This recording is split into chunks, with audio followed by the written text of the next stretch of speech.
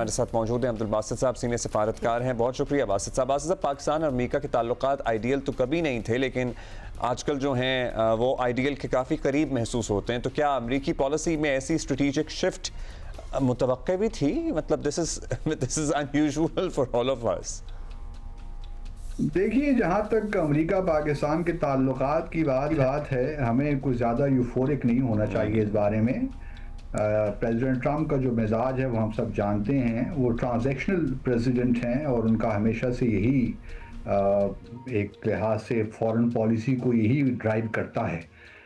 تو میں نہیں دیکھ رہا کہ پاکستان اور امریکہ کے جہاں تک تعلقات کی بات ہے وہ کوئی اسٹریٹجک نوعیت کے ہیں یا اس میں کوئی تبدیلیاں بہت زبردست آ رہی ہیں.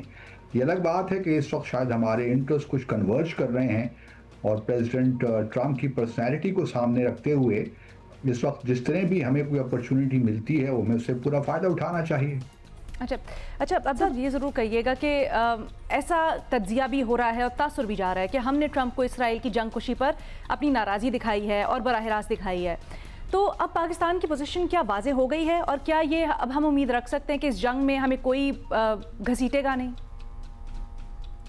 دیکھیے، ابھی کچھ حتمی طور پہ نہیں کہا جا سکتا. یہ درست ہے کہ فیلڈ مارشل عاصم منیر نے اپنی جو ملاقات ان کی صدر ٹرمپ کے ساتھ ہوئی اس میں پاکستان کے خدشات بڑے واضح انداز سے ان کو پیش کیے، اور ان کو کہا، جو ایک لحاظ سے مشورہ یہی دیا کہ پہلے تو امریکہ کو اس میں انوالو نہیں ہونا چاہیے، اور دوسری بات یہ ہے کہ اسرائیل کو بھی تھوڑی سی لگام ڈالنی چاہیے، کیونکہ معاملہ اس طرح وار سے حل نہیں ہوگا. کیونکہ دیکھیں نا، ایران اور اسرائیل کے تو کوئی بارڈر ملتے نہیں ہیں آپس میں، 1000 کلومیٹر یا میل کا فرق ہے. اور اس کے بعد امریکہ کی جو ہے بغیر گراؤنڈ ٹروپس کے ایران کی جو نیوکلیئر کیپیبلٹی ہے وہ ختم بھی نہیں ہو سکتی. اور اس وقت اگر ریجیم چینج کی کوئی بات کر رہا ہے تو وہ بھی میرے خیال میں اپنے آپ کو دھوکے میں رکھ رہا ہے. ایران سیریا نہیں ہے، ایران ایک بڑا ملک ہے اس خطے کا، اور میں سمجھتا ہوں کہ ہمارے آرمی چیف نے صحیح مشورہ دیا ہے پریزیڈنٹ ٹرمپ کو.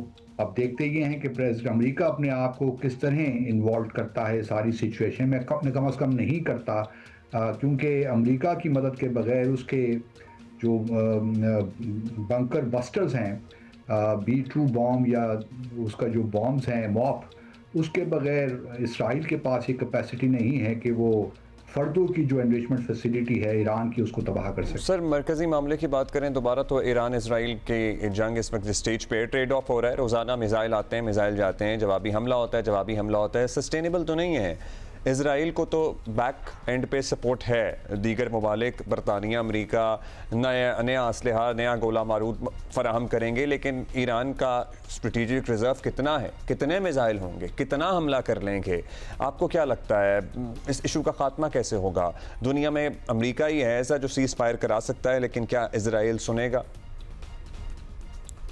دیکھیے، اس وقت اگر آپ دیکھیے تو رشیا ایک واحد ملک لگتا ہے، اور کسی حد تک پاکستان بھی ایک کردار ادا کر سکتا ہے، کیونکہ رشیا نے پریزیڈنٹ ٹرمپ سے بھی بات کی، بن نتنیاہو سے بھی بات کی، اور جو ایران کے صدر ہیں مسعود پزشکیان ان سے بھی بات کی. تو ٹرمپ جو پیوٹن ہیں ان کی ایک خاص اس وقت پوزیشن ہے، اور رشیا کیونکہ ایران کا بھی اس میں انفلوئنس ہے، اور پھر رشیا وہ شیر جو نیوکلیئر پلانٹ ہے اس کو بھی رن کرتا ہے. تو رشیا میرے خیال میں ایسا ملک ہے، اور کسی حد تک چائنا بھی آپ کہہ سکتے ہیں، لیکن چائنا اور اسرائیل کے تعلقات میں کافی دراڑیں پڑی ہیں پچھلے 1.5-2 سالوں میں. تو رشیا ایک ایسا ملک ہے جو کہ اس وقت میڈیشن کروا سکتا ہے، اور دیکھتے ہیں آگے how things really pan out. ٹھیک ہے جی، بہت شکریہ عبدالباسط صاحب، سینئر سفارتکار ہمارے ساتھ موجود تھے اور اپنا پرسپیکٹیو دے رہے تھے کہ اب یہ جو آگے آنے والا وقت ہے یہ کتنا اہم ہے، اس میں کیا کیا ایکسپیکٹ کرنا چاہیے، کیا کر سکتے ہیں، کیا نہیں کر سکتے.